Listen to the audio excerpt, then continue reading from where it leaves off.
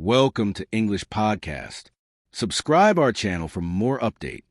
Welcome to the Deep Dive. Today, we're embarking on a truly universal exploration of the very essence of family. We've gathered a stack of incredibly personal sources, stories, traditions, deep reflections, really trying to unearth what makes these bonds so uniquely powerful. So indispensable. Yeah, this deep dive is all about peeling back the layers, trying to understand not just what family is, maybe on the surface, but what it really means to us, how profoundly it shapes our individual journeys, and the fascinating, diverse ways people experience these fundamental connections.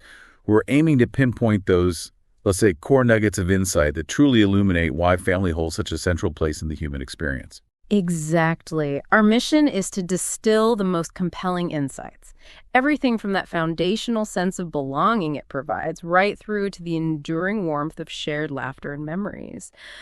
We'll show you how different personal narratives, different stories actually converge on a few profound truths about these vital connections. So if you're ready to explore the heart of human connection, let's dive in. Okay, so we've poured through these sources, and one of the clearest takeaways, really right from the start, is the fundamental role family plays in our lives. When we ask, what does family mean? What's the overwhelming sentiment that emerges? Well, what's truly illuminating here, I think, is the consistent theme of family as an absolute bedrock, a fundamental foundation. It's universally described as a safe place. And that's not just, a physical location, but a psychological space where one feels loved, accepted, and supported. Yeah. This idea of an unconditional presence, always there no matter what, that emerges as paramount. It's that constant, unwavering support system. Right, the kind that allows people to feel secure enough to thrive. And it goes beyond just being there for support, too, doesn't it? Mm-hmm. Our sources really emphasize family as a kind of foundational teaching ground. It's where you often learn life's core values, things like kindness, the importance of hard work, the sheer joy of laughter. They're often your first teachers. Right. Precisely. And it's not just through explicit lessons, but more through that everyday rhythm of life. The sources reveal it's not just explicit teaching, but the consistent sort of subtle reinforcement. Shared tasks, daily interactions, playful moments. That's what truly ingrains these values, almost like an unconscious apprenticeship. Mm-hmm. And then there's that undeniable team aspect. Mm-hmm. Celebrating your joys with genuine enthusiasm, comforting you in sorrows, being always on your side. And when facing problems, just the sheer power of being heard by your family, even if they don't actually have a solution, that's highlighted as incredibly impactful, provides that emotional validation. That sense of validation, and shared experience definitely spills over into memories, too. So many happy ones mentioned, from childhood antics right up to significant adult milestones. It makes holidays and special days feel incredibly precious. This deep feeling of belonging that family provides. It's truly invaluable, isn't it? It's like a primal human need. Absolutely. And it's not just for the good times either. Family also acts as a powerful source of strength through the tough times, teaching resilience, perseverance, that recurring idea, try your best, and if you fail, try again. That's a core message conveyed through family support. Yeah. What's also highlighted is the simple yet kind of profound value of just being together, where even quiet, unassuming moments contribute to a sense of contentment and security. So ultimately, what ties all these insights together is that profound concept of unconditional love. Mm-hmm. It's that deep, unwavering acceptance that just makes the world feel like a much safer place to navigate. This really brings home the universal human need for belonging and security, and how family consistently fulfills that in such a powerful and enduring way.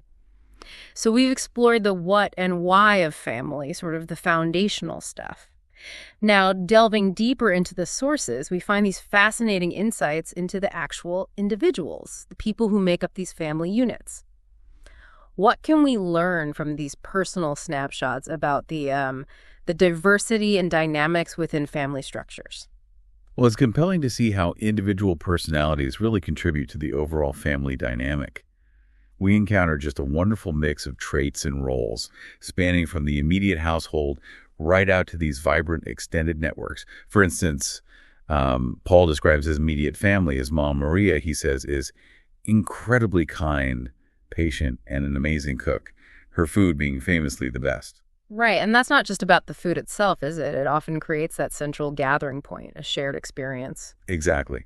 And his dad, Robert, is described as really funny, always makes us laugh, plus he's super handy around the house. Useful combination. Definitely. Then there's his younger sister, Laura, who was very artistic, loves drawing and painting, and also super smart. Mm-hmm. And they clearly have a strong bond. He mentions playing together frequently as kids and maintaining that connection into adulthood. That's lovely. And his extended family. Quite substantial, too. Mm-hmm. 2 aunts from his mom's side, 1 uncle from his dad's, and around 10 cousins. Their gatherings are described as loud but fun, which suggests, a vibrant, energetic environment where all these individual voices contribute to a collective, joyful noise. Okay, and then on Emily's side, her mom, Jane, is full of energy, loves gardening and reading. Her dad, Tom, is very calm and thoughtful, with interests in history and helping people. It sounds like a really beautiful balance of personalities there. It certainly does. It provides both that kind of momentum and grounding for the family unit. Emily also has an older brother, Ben. He's very athletic, loves sports, especially soccer, and described as very protective, but, in a good way. And like Paul's, Emily's extended family is also pretty big. Aunts, uncles, over 15 cousins. Mm-hmm. Their family parties are always full of food, chatter, and laughter. So what's fascinating here is how these diverse traits, the energetic alongside the calm, the artistic balanced by the athletic, they don't just exist side by side. Right. They often complement each other, don't they? Yeah. Creating a unique collective identity and a kind of dynamic balance within the family. Given these diverse personalities, then, what does this all mean when it comes to how families actually connect and bond? Our sources are just rich with examples of traditions and everyday activities that unmistakably weave people together. Yeah, it's really clear that shared experiences, both the grand traditions and the simple routines, are the essential threads. They weave the family fabric. They create shared meaning and continuity. They act as emotional anchors through time. Take Emily's family Christmas Eve dinner. Every December 24th, the entire family, grandparents, aunts, uncles, cousins, gathers at her parents' house, big dinner, gift exchange, and her dad reads an old Christmas story that's been passed down. They also sing carols. Her uncle plays guitar. That sounds like a truly cherished ritual, not just an event, but a real ritual. Exactly. It reinforces belonging and that intergenerational connection. And Paul's family has a big Thanksgiving tradition. Everyone goes to his grandparents' farm. Grandma cooks a huge turkey dinner. And after eating, they all go outside to play football. Even Grandpa joins in. At night, they sit around a bonfire, roast marshmallows. What's compelling there is how these traditions blend significant family events with simple, playful activities. It ensures everyone, across generations, feels included and connected. Yeah, it's not stuffy. Right. And beyond the major annual events, the sources highlight the sort of quiet power of smaller, more regular traditions. Paul's family, for instance, has a Sunday pizza night. Just parents and him watch a movie together. Simple. Mm-hmm. Emily's family, every New Year's Day, takes a long walk in the park together. A simple, symbolic way to start the year fresh. These consistent, even seemingly minor acts become pillars, don't they? Pillars of shared experience and predictability, reinforcing bonds week after week, year after year. Absolutely. And it's not just formal traditions either. The everyday activities really shine through, showing how consistent interaction fosters connection. Emily's family loves hiking near national parks. They find it peaceful, good for great conversations, just a space for connection without a direct agenda. That sounds lovely. Paul's family enjoys cooking together, especially on weekends. Trying new recipes, everyone helps, eating at the big dining table. And Emily's family also has game nights, board games like Monopoly or Scrabble, which can get loud, but always in good fun, what they call happy loud. Huh. Happy loud. I like that. Paul's family watches sports together, cheering loudly for their teams, sometimes going to live games. These shared activities are more than just leisure. They're primary ways of learning about each other, practicing communication, navigating minor conflicts with humor. And both sources mentioned the simple value of just sitting and talking after dinner, didn't they? Sharing stories, chatting about the day. Yeah, highlighting the importance of presence and just active listening. And Paul's family even volunteers together, helping at an animal shelter, cleaning up a park, which makes giving back even more meaningful when done as a family. That really shows how families can extend their bonds and values outward, creating a shared purpose that strengthens their internal cohesion. It's a powerful illustration, really, of how practical, consistent engagement, even in small acts, creates lasting value. So after exploring these foundational meanings, diverse personalities, shared activities, how do these family experiences translate into those indelible memories, especially the funny ones that stick with us for years?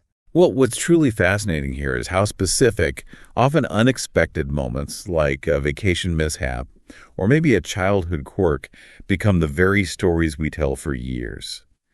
They deepen our shared history, create a unique family narrative. When it comes to favorite trips, Paul's family went to the mountains in Colorado in winter. Snow everywhere, his first time skiing.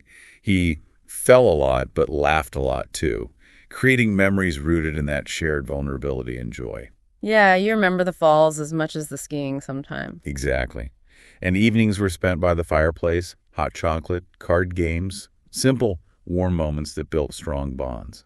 That sounds like a perfect winter escape, blending adventure with those cozy evenings. Emily's favorite trip was to Clearwater Beach in Florida around age 10. Days swimming, building sandcastles, collecting seashells, evenings walking on the pier, watching the sunset. She described it as so peaceful. Those are the tranquil, sort of sensory-rich memories that provide a sense of calm and enduring happiness, aren't they? And when it comes to the humorous moments, the ones that become legendary, Emily shares a priceless one. Her little cousin, determined to drive, tried to operate a toy car while it was still in the box.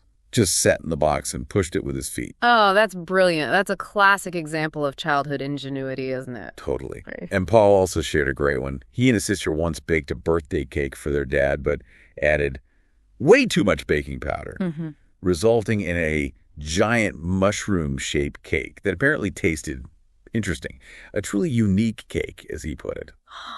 You can just imagine that these anecdotes, they really highlight the importance of not just the grand gestures, but the imperfect, the quirky, the humorous moments. Exactly. They form the richest tapestry of family memories. They remind us that connection is often found in the unexpected joy of shared mishaps, We've truly taken a deep dive into the essence of family today, from its foundational meaning as that safe place and first teacher, right through to the vibrant personalities shaping its dynamics, the cherished traditions, the shared everyday activities binding us, and those unforgettable, often funny memories that define it. Yeah, and connecting it all, it becomes clear that these intimate connections provide not just comfort and support, but also a fundamental framework for navigating the world. They teach us resilience, instill core values, and profoundly shape our very sense of self and where we belong. It's a continuous, evolving process of mutual growth, really. We really hope this deep dive encourages you, the listener, to reflect on your own family experiences, those safe places you found, the teams you've been a part of, the expressions of unconditional love you felt, and those specific, unique moments that have truly shaped who you are today. And this raises an important question, I think, for you to consider. Beyond conventional definitions or, bloodlines, how do these profound connections and shared experiences redefine what family truly means in your life? How do the stories you share, the lessons you learn, continue to resonate? How do they inform your journey long after the moments themselves have passed, quietly shaping your present and future? We've just explored a fraction, really, of the fascinating insights from these sources. We encourage you to keep exploring, keep reflecting, and most importantly, keep connecting with the people who form the unique tapestry of your family.